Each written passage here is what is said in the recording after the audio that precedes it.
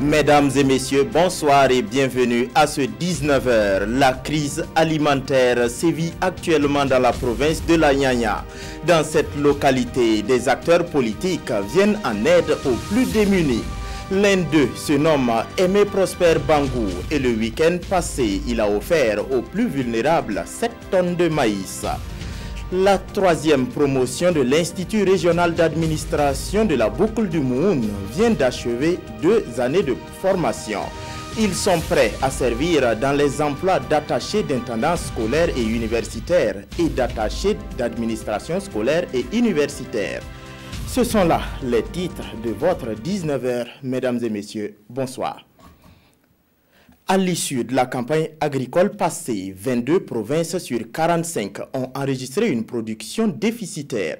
Parmi ces provinces figure la Nyanya. Et à ce niveau, le député Aimé Prosper Bangou a laissé parler son cœur en fin de semaine dernière. Il a offert 7 tonnes de maïs aux populations des 7 communes de la Nyanya les plus vulnérables. Les détails sont signés Alassane Kiendrebego et Mahamadi Ouedraogo. Des hommes, des femmes et leurs enfants, regroupés sous un soleil de plomb. Ces personnes vulnérables, venues des différentes communes de la province de la Nyanya, reçoivent symboliquement ici à Bogandé du maïs dont la quantité totale s'élève à 7 tonnes. De quoi redonner du baume dans leur cœur en cette période de situation alimentaire difficile. Je suis fier pour ce don. Le maïs va m'aider à subvenir aux besoins alimentaires de notre famille. Que Dieu bénisse les donateurs. Vraiment, c'est une joie pour nous et en tout cas, mettre les 7 communes de la Nyanya d'accueillir en tout cas ce don qui va apporter un plus pour nos populations dans les différentes communes. Parce que c'est une année où vraiment en tout cas, les populations s'ouvrent pour en tout cas les céréales. Cette assistance alimentaire est l'œuvre de Aimé Ienia Bangou, député de la Nyanya à l'Assemblée nationale. Un geste pour atténuer le déficit de la production céréalière qu'a connu la province la saison agricole écoulée. Au sortir de la campagne agricole de 2017, la province de la Nyanya a été classée parmi celles en équilibre en termes de sécurité alimentaire.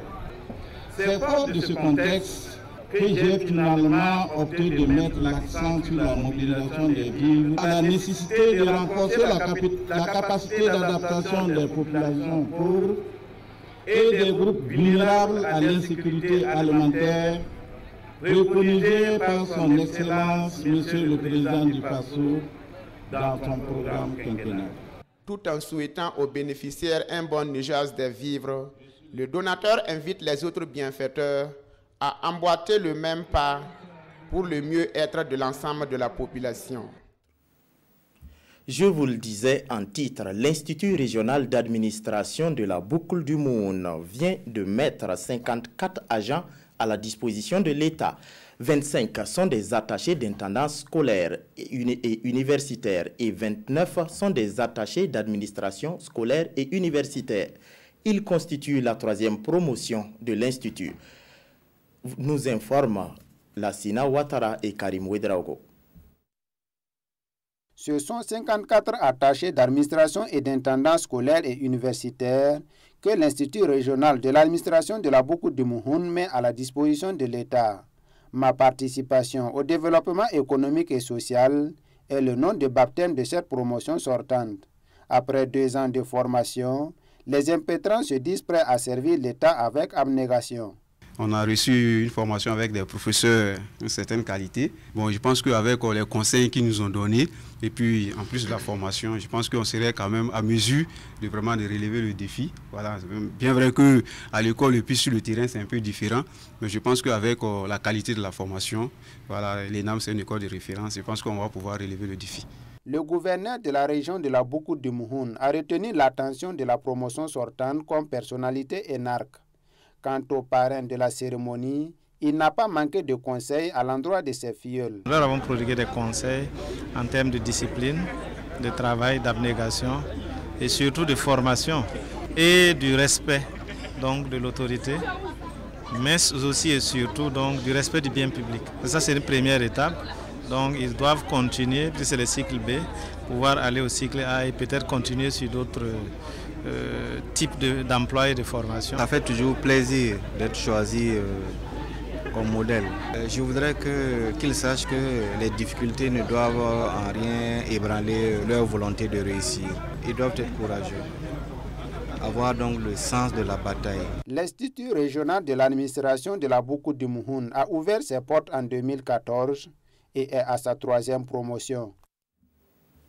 Parlons à présent d'un événement dénommé TIC au Faso. Il s'agit d'une foire pour promouvoir les technologies de l'information et de la communication. TIC au Faso est à sa 9e édition et cette année, il va se dérouler à Yako. Le programme de l'événement est présenté par Césaire Carfo et Oumar Zombri. Réseaux sociaux et gouvernance. C'est le thème retenu pour cette 9e édition de la Foire internationale des technologies de l'information et de la communication. Cette année, c'est Yako dans le Passoré qui accueille les festivaliers de ce carrefour dédié au TIC. La Foire internationale de l'informatique et de la technologie permet de regrouper les autorités politiques et administratives des collectivités territoriales dans un endroit et aussi faire venir ces acteurs-là, qu'ils puissent avoir une rencontre, une découverte, une formation et l'acquisition justement des nouvelles technologies à intégrer dans la gestion des affaires publiques. Au programme, des rencontres commerciales et des échanges B2B. Les expositions vont permettre à la population de Yako de découvrir les outils informatiques et de mieux faire connaissance avec l'association Programme TIC au Faso, initiatrice de cet événement. La circonscription d'éducation de base de Zogoré dans le Yatenga a célébré l'excellence le samedi dernier. Élèves, enseignants et parents d'élèves se sont réunis pour magnifier les plus heureux. Des prix en nature et en espèces ont été décernés aux élèves et enseignants qui se sont bien illustrés au cours de l'année scolaire 2017-2018. Le compte-rendu est de Irénée Kaboré et Alex Zagré. Après avoir réalisé 46,16% de taux de réussite en cette année scolaire, la circonscription d'éducation de base de Zogré célèbre la journée de l'excellence à l'école primaire. Les enseignants et les élèves les plus méritants des 19 écoles que compte la CEP ont été primés. Comme nous le savons très bien, l'éducation est la clé de tout. Et les acteurs qui animent cette éducation-là se doivent d'être encouragés. C'est pourquoi nous avons essayé donc de nous comprendre, mais surtout de faire quelque chose pour effectivement promouvoir l'excellence. Composé de kits scolaires, de l'argent et d'ordinateurs portables, ce don a été offert par les fils et filles de la commune de Zogré, vivant à Ouagadougou, Bobo Dioulasso et Waïguia. Et pour les lauréats, c'est une joie immense. Vraiment, nous sommes très ravis. Il faut savoir seulement que tout travail paye. Voilà, donc nous avons carburé des années durant. Et enfin, voici la récompense cette année. Je suis content. J'ai eu un vélo, un sac, des prix. Je veux aller en collège avec. Cette journée de l'excellence est à sa première édition et les organisateurs entendent pérenniser cette action. La page sport de ce journal nous amène à Fadangourma. La direction provinciale de l'éducation préscolaire, primaire et non formelle a organisé des journées culturelles et sportives. La finale en football a opposé la circonscription de Yamba à celle de Diabo 2.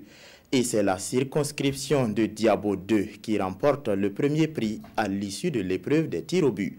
Amidou Lankwande Ibrahim Sanou. C'est parti pour 2 fois 25 minutes entre les élèves de la circonscription d'éducation de base de Diabo 2 et celle de Yamba à maillot rouge. Cette première période est légèrement dominée par les élèves de Yamba.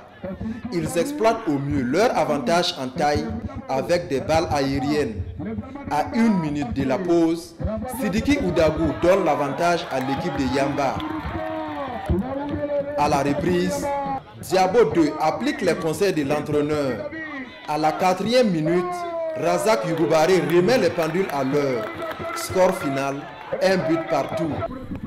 Place à l'épreuve des tirs au but. Pour ce premier tour, les 5 tireurs réussissent les tirs de part et d'autre. Ce n'est qu'au 8e tir que Diabo 2 remporte cette coupe. Nous sommes très contents ce soir-là pour la coupe. On a donné les passes et en même temps, quand j'ai gagné le ballon, j'ai marqué vite, très bon. Satisfaction du côté des organisateurs. Après 9 mois de dur labeur, de travail intellectuel, il était intéressant quand même que nous puissions en tout cas décompresser en faisant jouer les enfants, en tout cas fraterniser vraiment pendant 72 heures autour de cette coupe-là. Le Gourma, c'est une région de culture et de paix. Et je crois que la relève, là, cette fleur qui vient de naître aujourd'hui, nous a prouvé que ça peut aller loin. Ces journées culturelles et sportives des Sèvres de la province du Gourma ont permis de déceler des talents en saut en hauteur d'âme et bien d'autres disciplines. Le tout couronné par des prestations musicales exécutées par ses élèves. C'est tout pour ce journal. Merci de votre aimable attention et restez fidèles au programme de la télévision du Burkina. Bonsoir.